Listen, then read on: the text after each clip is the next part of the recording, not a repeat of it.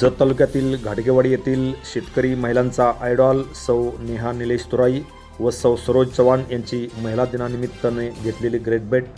आजची स्त्री केवळ उंबरठा ओलांडून घराबाहेर पडली नाही, तर तिने प्रगतीचे नवनवी शिखरे पादाक्रांत केली आहेत।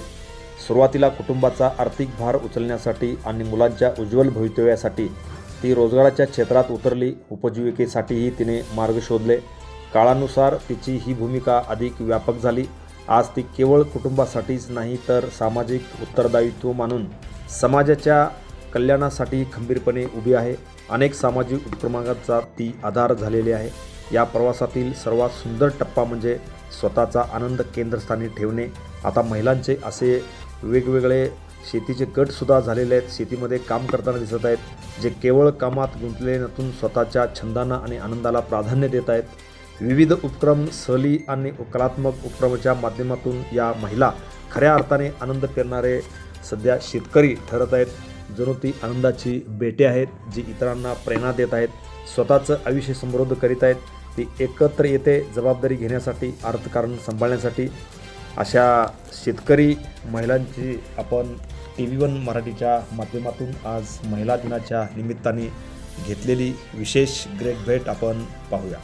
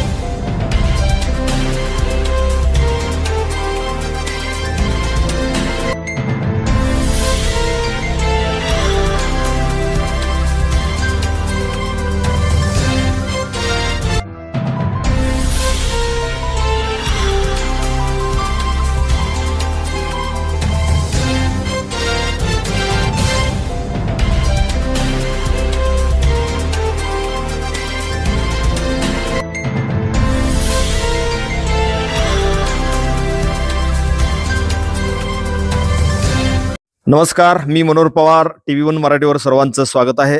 आपण आलो येथील तुराई मळ्यामध्ये. आज जागतिक महिला दिन आहे. 8 मार्च संपूर्ण जगामध्ये जागतिक महिला दिन या ठिकाणी संपन्न होतोय. एकंदरीत बघितलं तर महिलाच्या हातामध्ये जर आपण शेतीची सूत्र दिली तर कशा पद्धतीनं प्रगती होते, एक मूर्तिमंत उदाहरण आपण गेले अनेक वर्षे या महाराष्ट्रामध्ये बघतोय. आज आपण या ठिकाणी खास करून तुराई मळ्यामध्ये उपस्थित आहोत. या ठिकाणी माझ्या समवेत सौ नेहा निलेश तुराई मॅडम यांची या ठिकाणी 5 ते 6 एकर शेती आहे.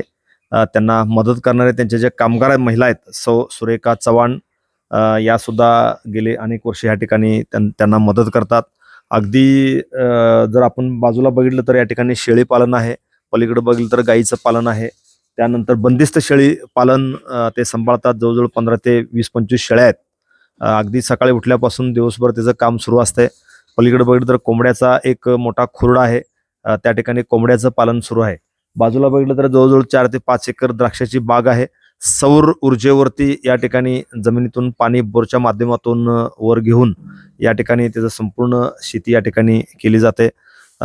सौ सुरेखा चव्हाण ह्या ज्या त्यांचे शेती सांभाळतात त्या मॅडम स्वतः ट्रॅक्टरवरती बसून सगळं औषध मारतात आणि पूर्ण शेती या ठिकाणी ते करतायत. एक पुरुषाच्या खांद्याला खांदा लावून ही शेती कशी केली जाते यासाठीच आपण महिला दिनाच्या निमित्तानं खास त्यांच्या मळ्यामध्ये आपण आलेलो आहेत. माझ्या समवेत सौ नेहा निलेश तुराई मॅडम ह्या स्वतः या शेतीच्या मालकीण आहेत. त्यांना आपण विचारूया कशा पद्धतीने ही शेती केली जाते. मॅडम नमस्कार. नमस्कार. काय नाव तुमचं? माझं नाव नेहा निलेश तुराई. सर्वप्रथम महिला दिनाच्या व रंगपंचमीच्या सर्व मैत्रिणींना हार्दिक शुभेच्छा. किती एकर शेती आहे तुमची? आमची 5 ते 6 एकर 5 शेती आहे. एकर शेती आहे. तुम्ही दररोज येता शेतीला? हो, दररोज येते. काय कशा पद्धतीनं शेती केली जाते इथं? शेती म्हणजे सकाळी सर तासभर येऊन जातात. तिथून आल्यानंतर घरी गेल्यानंतर मी घरी येते. तिथून शेळ्यांना सकाळी 2-3 तास बाहेर चरायला सोडलं जातं. नंतर आणल्यानंतर शेळ्यांना वाळला खुराक किंवा ओला चारा, हत्ती गवत असतं ते घातलं जातं. नंतर या ताई आहेत ते मदत करतात. तुमच्या कामगार आहेत त्या? हो. किती वर्षापासून तुमच्याकडे? 3-4 वर्षापासून आहेत इथंच. तुम्हाला कसं सहकार्य करतात ते? काय छान पद्धतीने काय जबाबदारी स्वीकारतात ते? पूर्ण औषध मारण्यापासून, शेळ्यांना घालण्यापासून, पूर्ण स्वच्छता किंवा सगळं वैयक्तिक असं पूर्ण स्वतःची जबाबदारी असे सांभाळत. शेळी पालनाबरोबर अगदी खिलार गाईचं सुद्धा तुमच्याकडे आहेत सध्या. असं जर बघितलं तर बाजूलाच खिलार गाई आहेत. त्याचं कसं संगोपन केलं जातं? त्यांचं छान पद्धतीने केलं जातं. सकाळी आपले वाळलं कडबा असतो तो कडबा घातला जातो आणि त्यांना नंतर मग पूर्ण मुक्त गोटा असल्यामुळं दुपारी मुक्त सोडतो आणि 5 वाजता त्यांना हे पेन भरडा घातला जातो. नंतर हत्ती गवत आहे ते हत्ती गवत घालून बांधून हे केलं जातं. बाजूलाच कोंबड्याचा सुद्धा खुरडा केलाय. हो. काय सांगता येईल तुम्हाला? ते आपलं पौष्टिक खाणं तेन अंडी तेन घरची, त्यामुळं छान वाटतं. शेती बरोबर जोड व्यवसाय त्यातून काय बऱ्यापैकी उत्पन्न राहते चांगलं? हो, चांगलं राहतं. अंड्याचं काय करताय? विक्री करताय? विक्री करतो घरी आपल्या सगळ्यांना खायला. ते शेळी पालनाचं किती शेळ्या आहेत एकूण 20-22 शेळ्या आहेत. थोडी पिल्ले आहेत. बोकडांची विक्री करताय? विक्री करतो. स्वतः तुम्ही बाजारामध्ये घेऊन जाताय का तुमच्याकडे इथे येतात लोक? व्यापारी येतात, स्वतः घेऊन जातो. दोन्ही पद्धतीने होऊन जाते. त्यानंतर तुमची द्राक्ष बाग आहे सध्या, खरड चटणी कालच सुरू केलेली आहे. काय सांगता येईल द्राक्ष बागेचं कसं काम असतं? द्राक्ष बघायचं सध्या सर नियोजन करून देतात. आम्ही दोघी त्या पद्धतीनं करतो. सर औषध तेन सांगतात, कॉक आहेत, पाणी सोडायचं तेन व्यवस्थित टाइम टू टाइम केलं जातं. औषध तई मारतात, त्यांना मार्गदर्शन सर करतात. त्या पद्धतीने होतं. कामगार आले तर त्यांच्याकडून काम करून घेतलं जातं. वेळच्या वेळी पाणी सोडलं जातं, स्वच्छता राखली जाते. किती एकर द्राक्ष आहे? 2-2.5 एकर आहे. कुठले द्राक्षाचं नाव काय?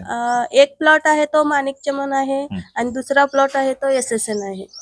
ते मार्केटिंग करताय का बेदाने तयार करताय? मार्केटिंग करतो. दरवर्षी मार्केटिंग करताय? यावर्षी कसा रेट लागलाय? काय यावर्षी 310 रुपये पेटी. चांगला रेट लागलाय. हो.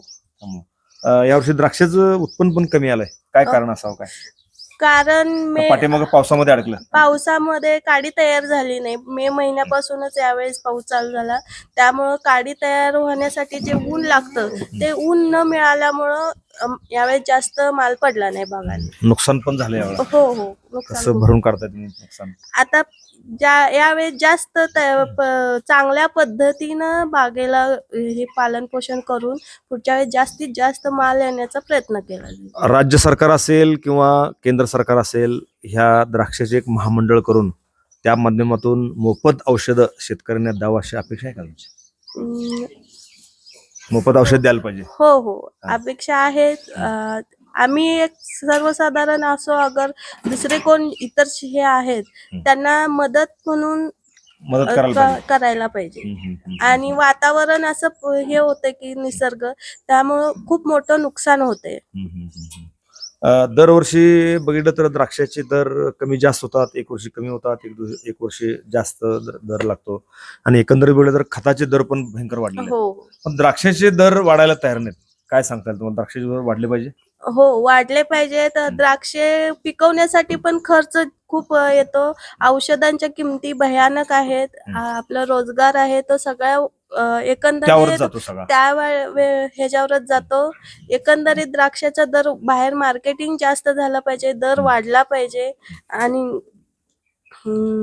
त्याचा फायदा निश्चितपणे शेतकऱ्यांना होणार आहे. त्याचा फायदा निश्चितपणे आता शेतकऱ्यांना. तुम्ही महिला कुठल्या आणताय खरड छाटणीला किंवा नाशिकची गँग असते ते कसं असतं त्यांचं, म्हणजे कसं पेमेंट कसं देताय काय? त्यांचं झाडावर किंवा एकरावर असतं. त्यांची काय जेवणाची वगैरे सोय करताय, नाश्त्याची वगैरे? जेवणाची सोय शक्यतो करतो. एखाद्या वेळेस मालाच्या वेळेस ते आमच्याकडे असते, खरड छाटणीच्या वेळेस ते त्यांच्याकडे असते. मग नाश्ता पाणी ते देतो आम्ही.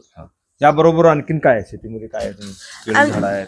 केळीची झाडे आहेत, आपलं ऍपलचं झाड आहे, ऍपल बोरचं हे झाड आहे, फणसाची झाडं आहेत, मका आहे, ज्वारी करतो. आपला भाजीपाला सर्व असतो, सेंद्रिय पद्धतीनं करायचा प्रयत्न करतो.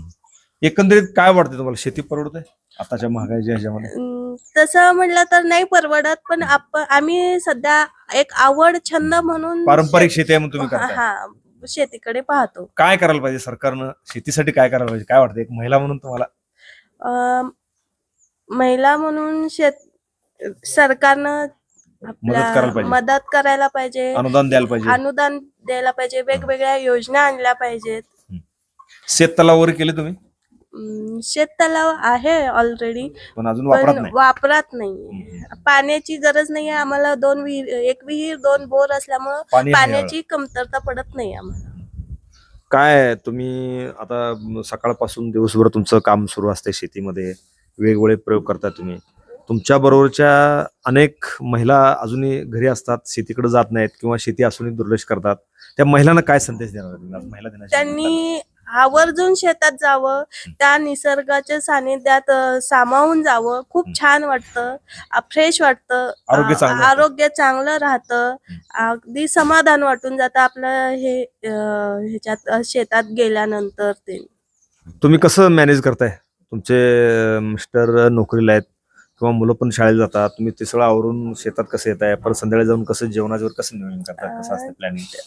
तसं काही नाही, एवढं हे नाहीये. घरी सकाळचं लवकर उठून आवरून आई असतात घरी, त्यामुळे काही एवढी अडचण येत नाही. मग 10 वाजता येते शेतात, मग 4-5 वाजता जाते. हो, दिवसभर. सुट्टी कधी घेताय काय?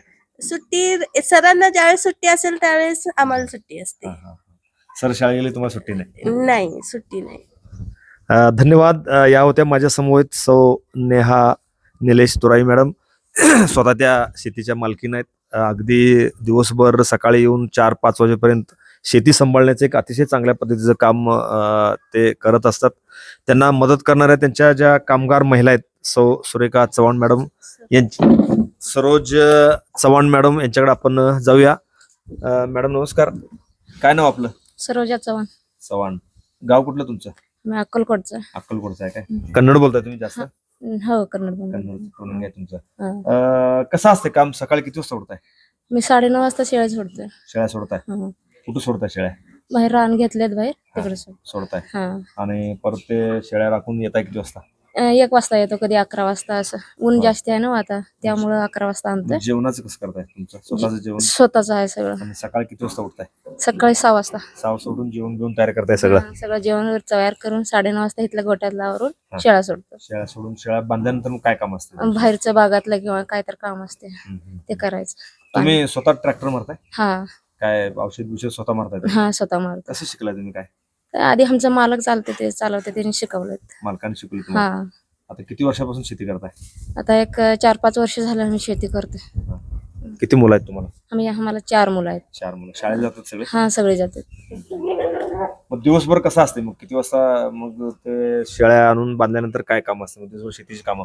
दिवसभर पाणी पाजायचं असते, कधी कधी गुराशने वैरण काढायचं असते, ते असते काम. संध्याकाळी किती वाजता संपते सगळं? सगळं 5 वाजता 5 वाजल्यानंतर सुटतं. खिलार जनावर पण आहे तिथं. होय. काय सांगता येईल खिलार? आता सगळे हळूहळू खिलार जनावर आता बंद होत चाललेत, संपत चाललेत, हा तरी सुद्धा तुम्ही ठेवलेत 4-5. त्या आवड म्हणून चांगले आहेत म्हणून ठेवलेत. आणि शेळ्यांचं काय कसं असतं दिवसभर? एखादी शेळी कुठं चुकून गेली, लांब गेली असं होते काय? नाही तसं काय होत नाही, चुकून जात नाही. हा. म्हणजे जनावर सगळ्या नेलं की सगळं कळपातच असतात ते? हा सगळं त्यांनी ती कळपात. सवय लावली का? होय सवय आहेत. म्हणजे कुठं चुकून जात नाही. त्यानंतर मग आता ते औषध वगैरे फवारणी तुम्ही करताय स्वतः? हा स्वतः करते. सारे नांगरट पण करताय? नांगरात कधी तर नाही तर नाही. ते पण जमतंय तुम्हाला? हा जमते. मग ते औषधाचं कसं हे करताय तुम्ही? त्याचं प्रमाण सरांनी देतात? येऊन करून देतात, आम्ही मारतो त्याला. त्यांनी येऊन औषध वगैरे किती करून तास मारताय दररोज? रोज एक बागाला रोज एक असते, एक बागाला तासभर जाते. तासभर जाते. बाकी काय शेतीमध्ये दुसरं अन्य? मका हाय, ज्वारी हाय, केळी लावलेत. इकडे झाड आहेत फणसाची, ऍपलची झाड. केळी लागलेत का नाही अजून? केळी आणि लागले नाहीत, आता नाही बारीक लावले झाड. खाण्यापुरतं लावलं? हा खाण्यापुरतं लावले. काय वाटते तुम्हाला? आता आज जागतिक महिला दिन आहे, त्यामुळे शासनानं काय मदत करायचं काय वाटतंय का तुम्हाला? काय महिलांना मदत करायला पाहिजे, पुढे न्यायला पाहिजे, मुलींच्या शिक्षणासाठी आणखीन काय तर मदत केली पाहिजे असं वाटतंय? मग करावं वाटतंय ना? ओके. वाटतंय. ह्या होत्या येथील सरोज चव्हाण मॅडम. सकाळी 6 वाजता उठून अतिशय चांगल्या पद्धतीनं सगळं नियोजन करून किती वाजता शेळ्या सोडायच्या, किती वाजता बांधायच्या, त्यानंतर दिवसभर कुठली कुठली कामं आहेत. विशेष म्हणजे स्वतः अगदी पुरुषाप्रमाणे स्वतः ट्रॅक्टर चालवून पूर्ण जे औषध फवारणी ते स्वतः करतायत आणि संपूर्ण शेती या ठिकाणी ते स्वतः सांभाळतायत. आणि जागतिक महिला दिनाच्या निमित्तानं त्यांच्या कार्याला आपल्या TV1 मराठीकडून मी सुद्धा त्यांना लाख लाख शुभेच्छा देतो. धन्यवाद. Press the bell icon on the YouTube app and never miss another update.